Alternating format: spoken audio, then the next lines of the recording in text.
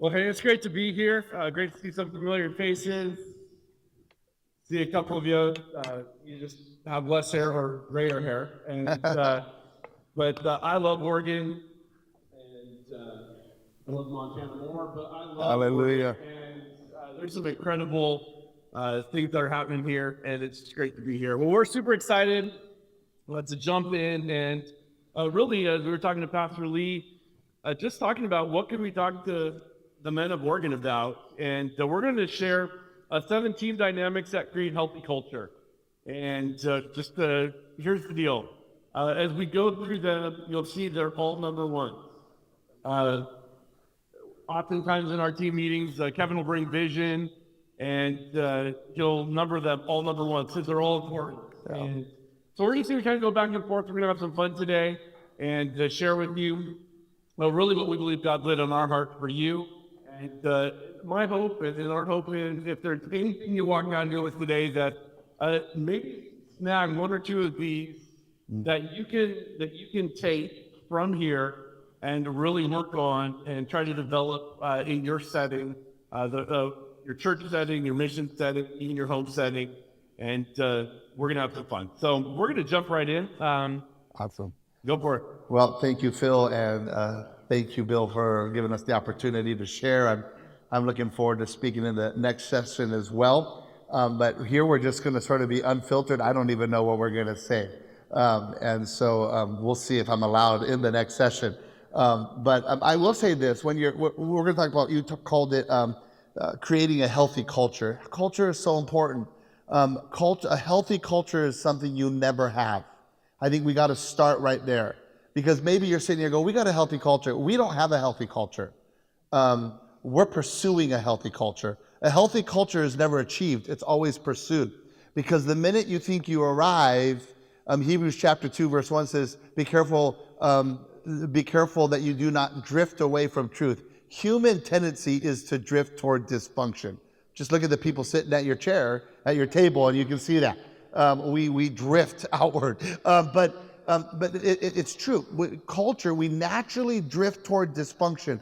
So I just want to start because one of Pastor Bill's statements last night was humility. So I want to just leverage that one. And that is, this is where we hope to be someday. Even as we talk about these things, this is what we're pursuing every day, because you never have a healthy culture. You're always establishing a healthy culture. So I want to start with that. And then we start with healthy leaders create healthy culture. And you can apply this, by the way, to your home life, to your business life, to your church life. It fits in everything. If you personally are not healthy, your home life will not be healthy. Your marriage will not be healthy. Your kids will not be healthy. There's a lot that starts with you as the leader. In fact, I'll say this just to the leaders. If you've been at your church 3 years or longer, the reflection of your culture is a reflection of you. That sucks, but it's true. If you've been at your church 3 years or longer, and probably shorter than that, that's 3 years we call grace. That's a reflection of who you are as an individual and who you are as the culture that you've established. Don't Jay? And so that's a great assessment as you're sitting here processing through this to look, okay, I don't like my church and I've been there 5 years. Okay, so we're going to do an altar call at the next one. But that's a great place to sort of start in your heart and looking at that, because healthy leaders create healthy churches. Your culture is a reflection of you. And we've all, both Phil and I, are always on a journey of trying to be healthy. Go ahead and tell your story a little bit. Yeah, about 11 years ago, I've been in ministry for a while. I've been at some great churches, and churches that, when I started off in ministry, churches that networked and other pastors would look to those churches, and it was awesome. Ministry was a great run. I was the first 10 years I was on staff at Portland Christian Center in Portland, and junior high pastor, high school pastor, and served everything up to the right. Ministry was growing. Just got to be a part of kids' lives and students' lives, and ministry was fun. Got married, started having kids, and settled into life. And That's all pre-wrestling with God and trying to even go into the family business ministry. That's a whole other story. Didn't want to do it, but here I am.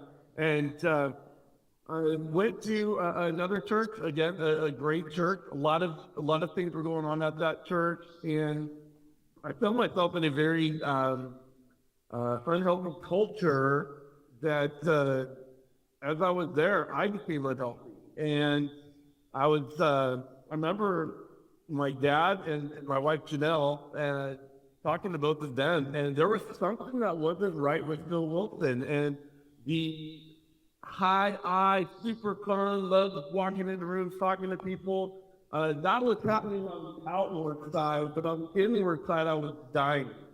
And I was going home. There was a number of situations that had happened that I just started stuffing. And guys, we stuff. We don't like to talk about it. And a couple things happened. These are what I wrestled with. I lost the value of what I had materially when I first built my home. That was one bit. I walked into a pastor's office, and the pastor told me in March that at the end of the year I would not have a job because the church was going to lay off a part of our team. So that was another bit. And what I did was I took all those things and I was like, starting to find my value in those things. Okay, I've lost this, I'm losing this, I'm losing that. And found myself in a downward spiral of depression. And when I had to say that out loud, that was not a good feeling for me, because that wasn't who I was. I was, hey, let's walk into a room and light it up, and let's find some people to have fun with and do life with. And I think the error was I didn't talk to anybody about it. I know I have those people in my life, but I didn't want to admit that things weren't going well on the inside. And so through along a couple of different things, I had the opportunity to go get some help. And I remember I was with MRI up in Seattle, spent a week up there, and I remember the counselor going, "Why would the kids stay here?" And at the time, my kids were young; they were elementary age and preschool age. And I remember breaking down crying. I'm like, "Dad's mad at the house all the time," and that was hard for me to verbalize. My family was getting the wrath of Dad from things that I had bottled up, and the explosions came at home. And so one of our key healthy culture statements is work hard, play hard, rest hard. And at that time in my life, I wasn't doing any of those things except for working hard. And that was just ingrained in me from an early age. But I will say that if you are in a place where you need someone to talk to, go find that person to talk to. Look around the room. If there's guys in this room that you can talk to, one of the things I like to say in the role that I've played as a leader is I'm a vault. People tell me a lot of information that I can't share or wouldn't share out of confidentiality. And it's easy to stuff those things. But if you need to talk to people about those personal things in your life, take time to do that. And take time to find those guys to come alongside you, encourage you, and to lift your hands up when they need to be lifted up. And you don't have to lift your own hands up. So. Thank you, Phil, for sharing and being open about that. I take that advice. That's great advice. Let me translate that to the work hard, play hard, rest hard, how we do that at our church. Again, this is just how we do it. We work our staff hard. We like working hard. There's something fun about working hard when you're coming out of rest hard and play hard. We rest hard, so we start all of our employees. It's going to create a little tension here. We start them all with 5 weeks vacation. You don't earn your vacation. You're given your vacation, right? Because we're going to work you hard. Now, don't take it at Easter. You're going to love working at the other church in town. So we start our people with lots of vacation time. It's their time. They submit it. We accept it. So that's pretty much the except for Easter, Christmas Eve, you're ours. But so we really want to work our people hard, but we want them to rest hard. We want them to play. And we encourage you to take it. We were going to go in this rest hard. We were going to go to unlimited vacation. But here's what we found out, because that became a big sort of trend, and we were looking at that cultures that have unlimited vacation, statistically, they take less vacation because they feel guilty taking the vacation. And so what we created in our rest hard culture is you get 5 weeks. you take, but you only get to carry 1 week over. So you don't get to store it up. Now, I don't know technically, lawfully, if we can do it, but that's what we do. And so and you get to take at least 4 weeks. You can carry 1 week over. But we want you using that. We're giving you vacation so that you can rest hard. And then we also believe in play hard. And Phil is the capital P of play really in our culture. And he does a lot of things that just make it fun. We'll talk about fun in a second, but we like to play together as a staff and throw hatchets at walls and all kinds of stuff as we create that culture of work hard, play hard, and rest hard. One of the things too, when we are resting hard, when we're away, we have a mission. If we see our team trying to engage in work-related things, to call it out on the stop. So if I'm on vacation and I'm all of a sudden communicating with my team or our team, it's Phil, you're on vacation. Please do not. And we'll call them out. We call them out. Okay, let's be honest. He calls me out all the time. Okay, I'll just pop up. We have a little communication thing called Slack, and I hate Slack because your name has a little light by it that turns green if you're on it. And if I'm on vacation and it turns green, 5 minutes. Hey, what are you doing? Get off. It's like, just leave me. I'm just connecting with a friend. And so there is that great, beautiful, healthy culture has built-in accountability all the way through. I think the other one is a healthy culture is a serving culture. You can look at right over here, John 15:12. My command is that you love each other as I have loved you. Well, what did he do right before he said that? He washed their feet.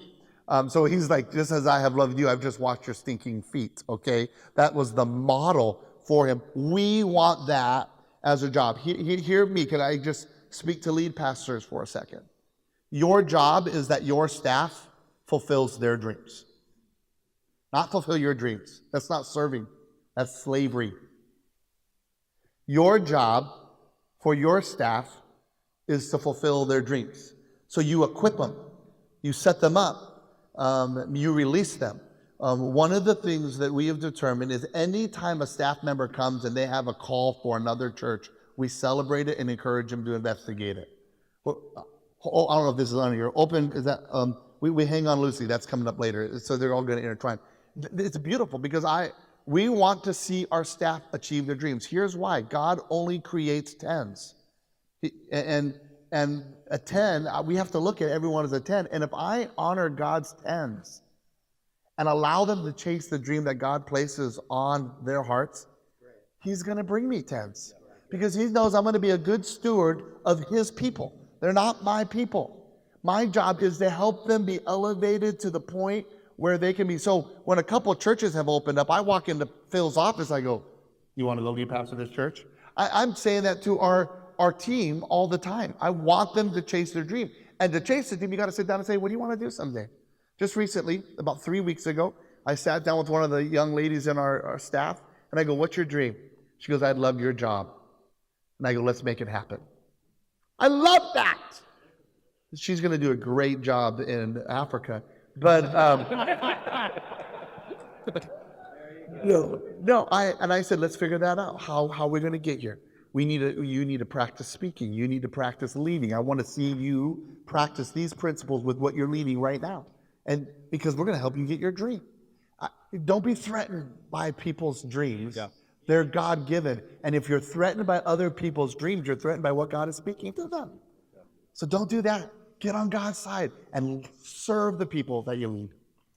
I think it's important too that oftentimes we ask our people to serve, and it's easy for us to often ask people to do things. And one of the things in our book that we always fight for is that we also do what our people ask. So we talk to our team. Hey, we have missionaries we're launching. We want to give the missionaries. Hey, team, make sure we're giving the mission. Yeah.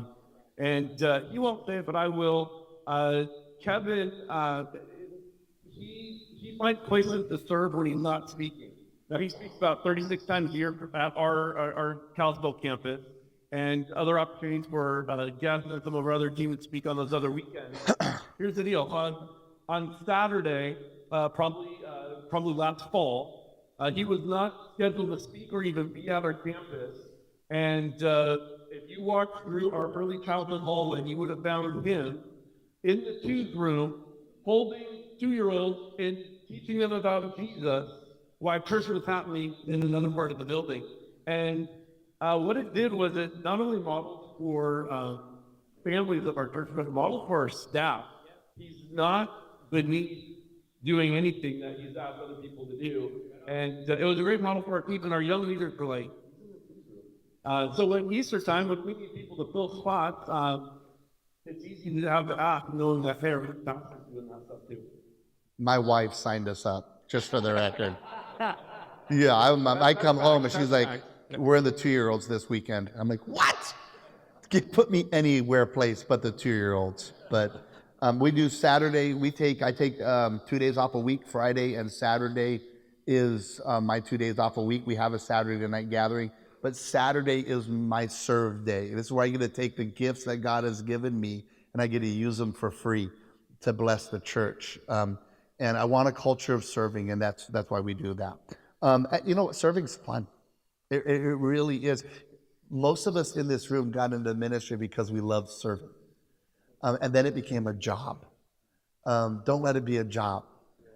Keep serving and keep smiling and keep loving, and you'll enjoy it. In fact, that leads me to the third point. That was a natural one, which is we call this one number one on our list, and that is ministry should be fun. Yeah. I define fun as this: funny, unexpected, and new. I like to laugh. I love to have fun. And so fun to me is funny. We like to be funny and appropriately funny, and sometimes accidentally inappropriately funny. But I like to be appropriately funny. We love to do unexpected things that just surprise people. And I like to do new things. I love change. I like just doing fun new things. And Phil will talk a little bit about how we do fun in our culture here. But I just love when things are fun. And if things are not fun, I'm ready to change things. I'll be real with you. Last week was not fun for me. I spoke 5 times last week at our church. We have 5 gatherings a week. Wednesday starts our weekend. So I preach the same message on Saturday 3 times on Sunday that I've already spoken on Wednesday. So it starts our weekend. It wasn't fun for me. They had me, the way the schedule has come up, because we've added another gathering and all this, I only was able to speak for 35 minutes. That's too short for me. And with honoring the missionary and blah, blah, blah, blah, blah. And so everything in the gathering felt rushed. It wasn't fun. We didn't have a moment to breathe. And so I sent off a message this morning or yesterday on the plane. Hey, this weekend wasn't fun. When I get back, I said this to our worship pastor, let's sit down and figure out how can we make it fun again. And he's like, we're on it. We'll start thinking about it now. Because it should be fun. We should get excited about it. I don't want it to be a drudgery. And for me, one of the indicators that something's not going right is not fun. Now, and I'm going to expound more on that fun later on in my general session. But that's an indicator for my gut. Something's off. Something's not right. Let's fix it. A couple things we do with our team. We try to create environments where our team is having fun outside of the regular work environment. So we've done everything from rope climbing. He indicated throwing axes at a wall at a place called Hank's Hatches. That's a thing I think everywhere now. But we've done some great things. One of the things that our staff meeting, we like to have fun. I grabbed an idea from Greg Rochelle one time. We got little gold star stickers, and I came running into the room telling everybody that they were a star, and gave everybody stars, and then they had to go find somebody else to give a star to and tell how awesome they were. We celebrate birthdays by spinning what we call the birthday wheel, and it's just one of those, lottery type wheels or practice right type wheels. And the last staff meeting, we got everybody that landed on this. It was everybody have a birthday in the middle, everybody surround them, jump up and down like you just won a state championship, and sing happy birthday while you're doing it. And our entire team was in the middle of the room, jumping up and down, singing happy birthday. And the people's birthdays, it is like, this is crazy. Everyone who does it is like, why am I jumping up and down? I hate it. I hate it, but it's fun. He just doesn't like to jump, okay? So, It takes a lot of power to get this off the ground. But we really do try to have fun. And like Nevin said, there's times where we walk up on the weekend and we're like, there wasn't that much fun in the gathering this weekend. We didn't get people enjoying or laughing necessarily. And that's what we've done to our people, that how can we change this? And kind of we implemented those. It's a team approach. The next number one is that we enjoy, have to hang on to things loosely. Have to hang on to things loosely in this culture. And that's I'll explain what that means here. And that means if you're in a growing church, if you want your church to grow, what you're currently doing today, you won't be doing tomorrow. When we've seen our church now grow from 400 to where it is today, I will tell you this: it's more fun to pastor a church of 1,000 than the current church I'm pastoring. Because I have more fun with a church of 1,000 because I have my team. I have my youth pastor, my children's pastor. We have deep relationships. We get to go visit other churches. Now you just have to give everything fun away. He makes most of the calls when it comes to SAC meeting now. I don't even get to do that anymore. But it's not about you. You have to hang on to things loosely. You have to hang on to staff loosely. You have to hang on to, there's only 3 things that they need me at Canvas to do. I'm the primary culture creator, so I talk about culture all the time. I'm the primary vision caster for all of our campuses. And I don't even get to do that at our campuses anymore because we've turned that over to those lead pastors at our campuses. So, and then I'm the primary communicator for Kalispell. And I better stay good because if I'm not very good, they're going to replace me in that too. And so there's something about hanging on to what you do loosely and giving it away. Our very last point will magnify that point. I think in our culture, no one has hung on to their title more loosely than Phil has. Phil, you have been with us for 9 years. You have had how many titles? 9. Every year, his job has changed. Isn't that crazy? And that's him coming out of depression, and he's doing great. Okay? Because here's why: he really has one commitment, and that's the mission of Jesus. So when we hire people, they'll say, "What's your job description?" I'm like, "Create an opportunity for people to experience God in a life-changing way."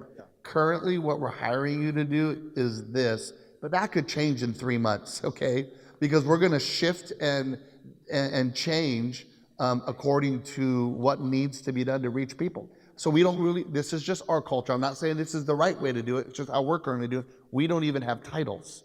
We're not a title person. I don't even use the term executive anywhere in my organization. Because we're just all doing this together. And the person who cleans the toilet is just key as important as the person who holds the microphone. And that can shift. If the guy who cleans the bathroom or the girl who cleans the bathroom is a better communicator than the current one holding the microphone, give that person the microphone. Hold on loosely to your ego and get what's going to reach more people for Jesus moving forward. And that's, now it's easy for me to say that when I'm holding the microphone. I get that. But really, that is our heart. And Phil, because we've been growing, we've needed to emphasize different areas in our growth. And we've put Phil in charge of these initiatives to make them happen. So he shows up one day and his title's different, and then he goes home the next day. So you were introduced today as the community pastor. I think your term now would be the connections pastor. It just changes. And so we tell our staff, hold on to it loosely. I would say this confidently: anybody who uses work that Canvas longer than a year, they are going to be a different position than they were hired for. We're terrible. Literally, the guy who ran our social media is now our creative director. My wife Janelle started as a kid admin, and now she is the finance director. And we have people that started on our front desk as receptionists now that are admin, pastors, and they're just going to work their way. We've shifted them as we needed to the organization. And watch how these two come together. When you know your staff's dreams and you're investing into them, they will grow beyond what they ever could imagine. and you will create opportunity for them. When you're the person of influence to create opportunity and you're doing that for your staff, they will rise above that. And then everybody around you gets healthier. And then God sees that. This is huge. And then God invites people to your church. The number one inviter to Canvas Church right now is the Holy Spirit. It's true. Every weekend I meet somebody, I go, how did you hear about us? They go, I was driving by and just felt like I was supposed to come. I'm like, shut up. No, it's true. Last week, I talked to someone who said, I was laying in bed and I woke up. I never wake up early on Sunday. And I woke up and I thought, I should go to Canvas. I don't even know where that thought came from. This is my first time in church. I go, you were recruited by Jesus himself. So I have to be humbled by that. I go, why would God invite people to our church? And I think when you take care of his people, he'll trust you with more of his people. So. The next number one is celebrate the wins. Oh. And we celebrate wins at Canvas all the time. And I think the key here is wins are fuel for the mission. So all of the wins we celebrate goes back to our mission with experiencing God in a life-changing way, creating those opportunities for people to experience God in a life-changing way. And I think the thing that we emphasize with our team and our people, we don't celebrate just as a team. Our church here wins all the time, from the platform and from all the different settings and teams that we lead and we're in. It's fuel for the mission. What we're doing is important, and these are the ones we're celebrating. We kick off every team meeting that we have, every staff meeting, every week when we meet. We kick off the first 15 to 20 minutes with our team just celebrating wins. And some people will look at that like, we're going to wait for 15, 20 minutes. And people say, no, it's for us. It's why we're doing what we're doing. We're celebrating. It's a chance to look at the rear view mirror for a moment to keep pushing it forward and to keep moving the ball down the field. And we've had some incredible wins. And I want to share one of the wins that, and this is how we say it, a win should always be within like a week, because there's new wins coming all the time. I just heard one of the wins of somebody that was drawn to church. Let me just double check. Yeah. So a win has a 1 week expiration date. So if the win that you're telling, this is our culture, if the win that you're telling me is a month old, I'm like, what's happened in the last 4 weeks of church? So we want wins, and when you start shifting this way, you start seeing them. There are more wins happening in your church than you realize, because the Holy Spirit's doing things. And you have to start looking for them. And once you start looking for them, you're overwhelmed for them. And instead of living out sad, all of a sudden you're like, I can't wait for Sunday. And there's more wins that are going to happen. And you start seeing, but you gotta start seeing. So I'll illustrate that in a second. Go ahead and say what you were going to say. I was going to say, we had Easter, we baptized a 44-year-old man who had special needs. And his mom was on stage weeping while he was being baptized. Matter of fact, I was the one in the tank, and he was afraid to go under. So I had talked to him before, and he went to right here. And he got out, and he was very captured by all the lights that were on stage pointing at him. And You did immerse him? Oh, wow. Fill up the tank for next week. he didn't want to go underwater. I was going to force that. Oh, that's a true story. I'll tell that next session. I killed a woman baptizing her. And he does. But what happened was the mom told the story of righteous writing. 41 years earlier, she was a single mom, and so she dedicated her son at the church, not ours, but the church. And the church wrote letters dedicated something that she was a single mom.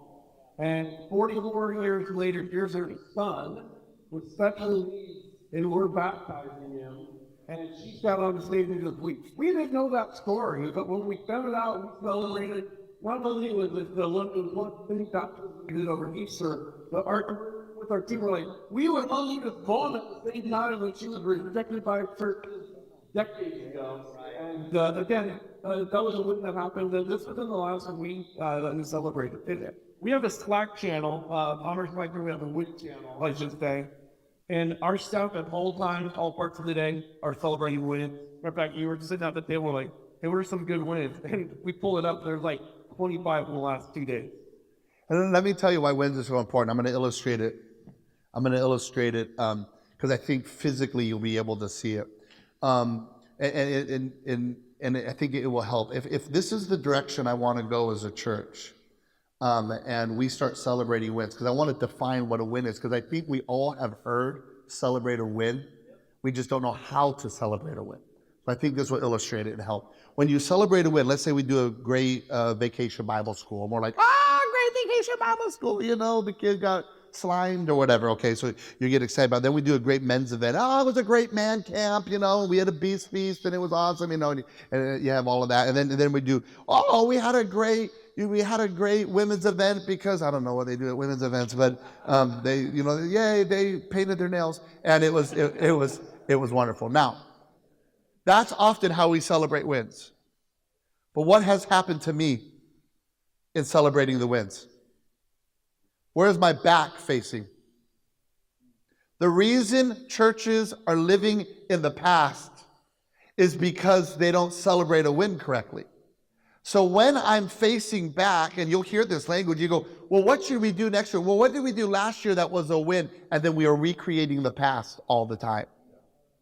And this is why many churches get stuck in the 50s, 60s, 70s, and 80s, because when they go back to remember the wins, that's the way they're looking. I'm not even looking at the future anymore. I'm living in the past.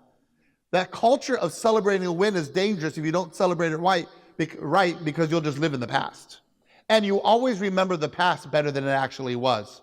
So when you said 80 men showed up to the men's conference, it was only 50. But inflation. Okay? Here's the purpose of a win.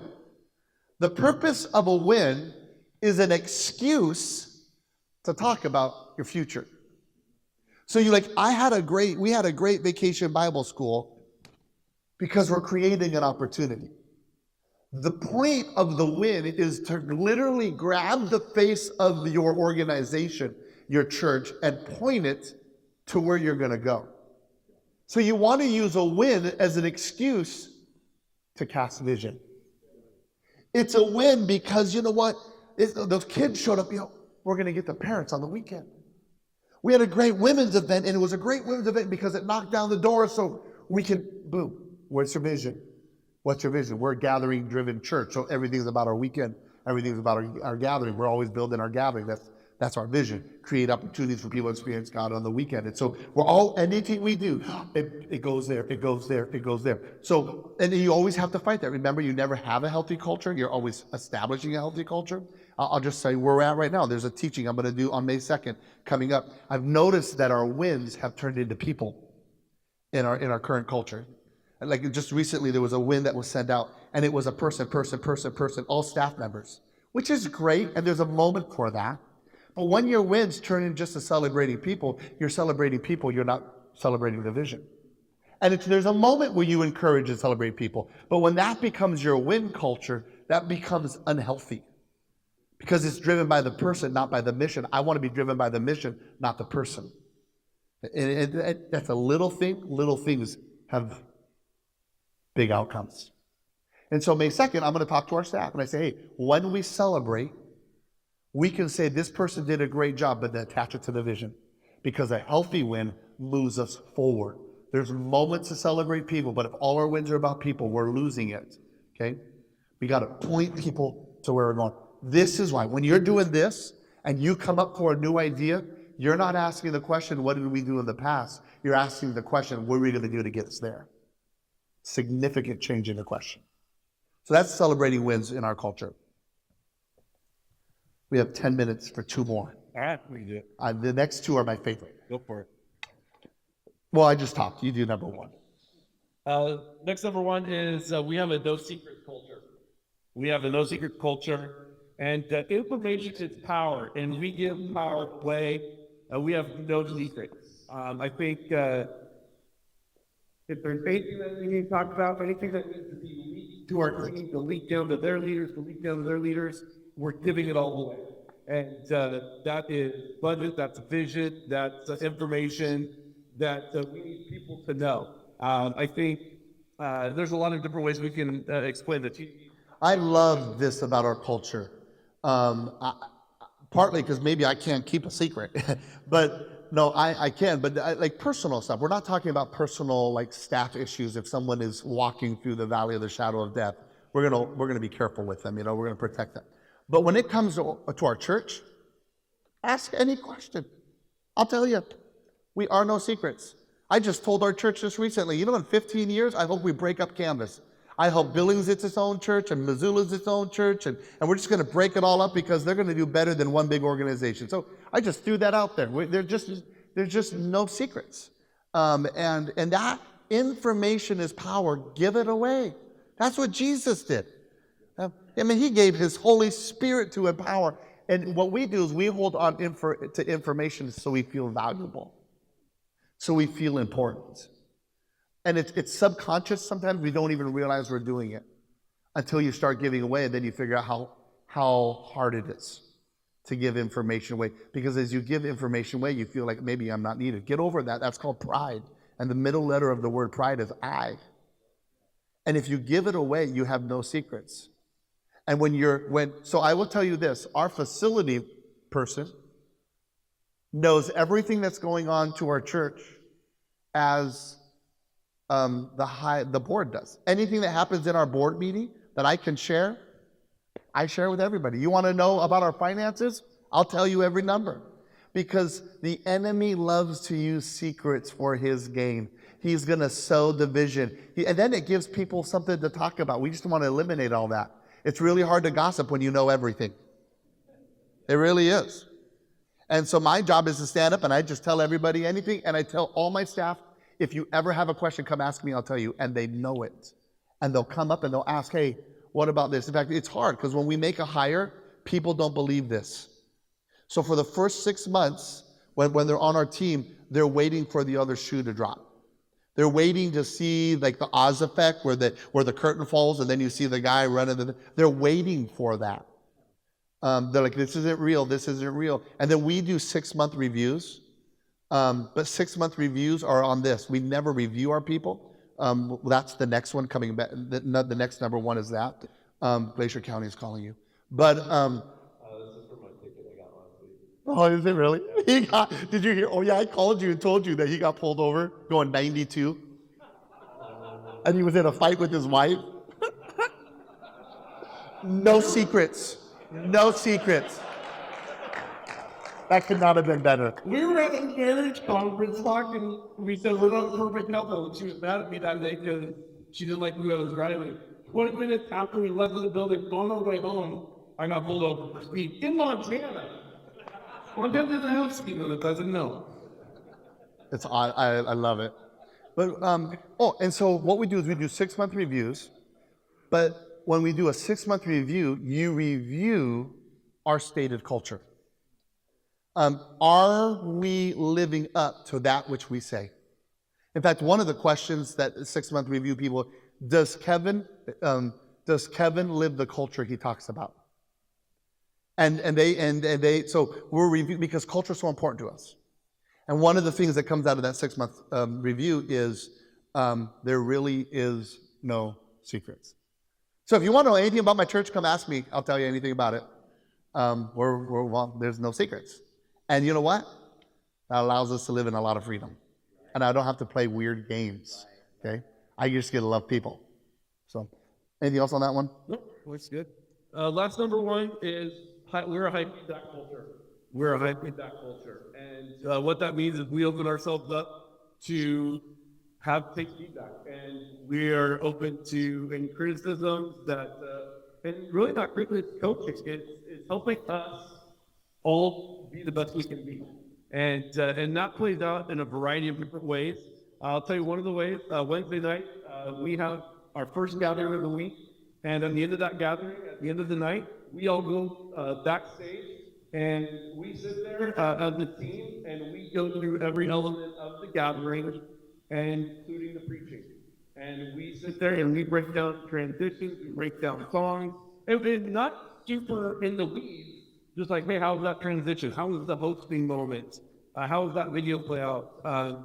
And then Kevin sits down, and the question that we ask him right away is, what do you like about your message? And then that gives them an opportunity to celebrate the positive first.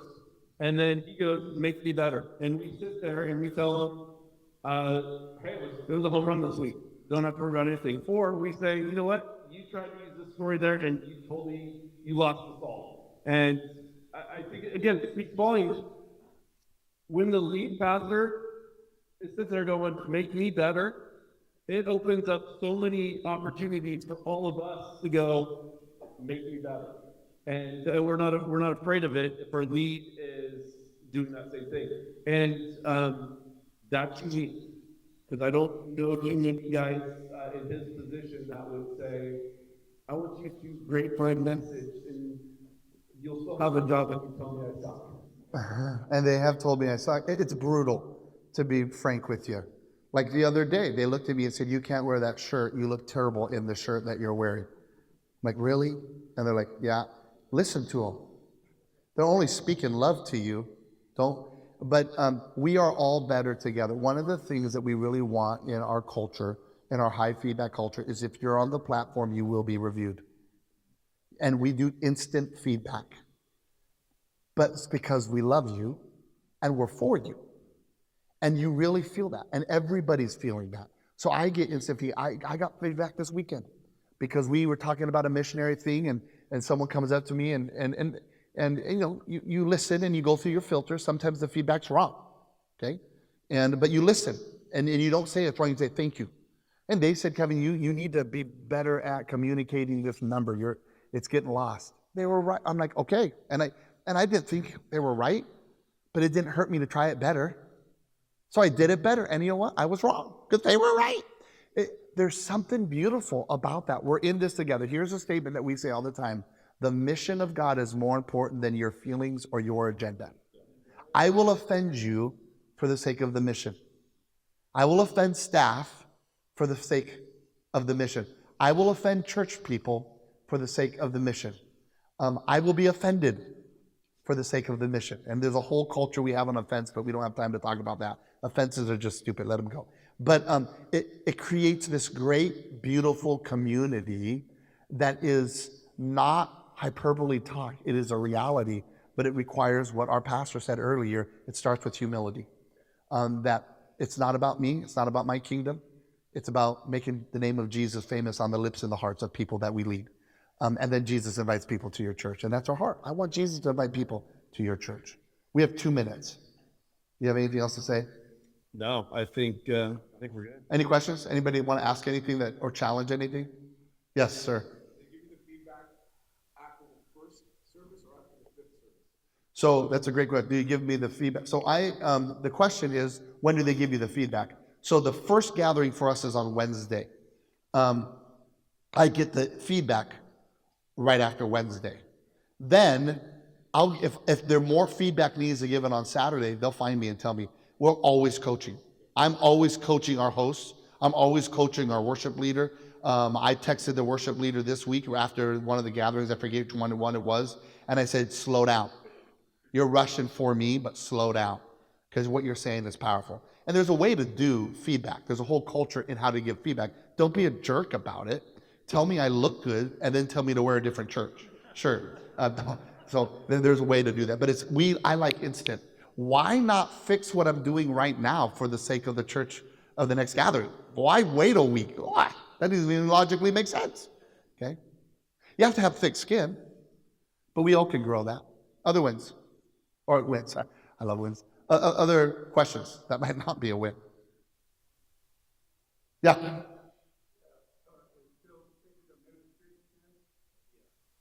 Say that again. It's by thinking ministry extended. You gave me the ticket, $70. It's to Montana. And I got a notice in the mail that it was only 40. So the follow-up, I'm trying to get my money back. Probably not going to happen. No, but you better tithe on that $50 return. Okay. Yes, sir. What resources? One of the fun things to do with church boards, and this is a resource that I do, is I make up. You never want to make a decision the first time your people are hearing it, by the way, when you lead a board. Okay? Because a lot of your board is probably going to process negative, but they're for it. but they'll vote no just because that's how they process. You give them a month, they'll vote yes on anything. Okay, that's just a free tip right there. But one of the things I love to do is I play sandbox. So in the tech world, when you want to release a virus, you release the virus in a sandbox, and you get to see what it does without it affecting real time. So I showed up about a while back to my board, and I said, I got eaten by a bear. I went and sat over in the corner. They had to figure out how they were going to lead the church. And then I watched them. And then I came back and I said, now here's a couple things. You have a paid staff, and all of a sudden you guys started trying to take control, and you don't even know what you're doing. Trust the staff. Trust the staff to handle the next week. So I was able to coach them in that area. Last couple months ago, I showed up and I said, there's been 3 accusations against me of inappropriate touch from women. Go. And I went and sat over here. And I watched that board handle that. You know what they were going to do? They were going to bring the women in, and 2 men were going to interview 1 woman. Stupid. Okay? So I told them that. You're stupid. You know, your heart's wrong. You need to bring in a woman to be with them. You had me preaching the next Sunday. Our church will survive without me preaching a week. Just take the time to do it right, to honor the women. See, they don't know those things, so that's what I do with the board, is we'll often play out scenarios that have no real life application so they can learn to exercise their muscles. So if any of those things ever come up, it's not brand new to them, and we've been trained. So that's one of the things I do. The other things I do is I read Carey Nieuwhof's old blogs, okay? And then I just teach those principles often. Hey, this is, and we don't get into detail who Carey Nieuwhof is and all that. There's some great wisdom there, okay? And I love it. So I say, hey guys, I got this blog, I'm gonna read it to you. Is it Carey Nieuwhof again? Yeah, but it's phenomenal, okay? That's not it. We need to be done.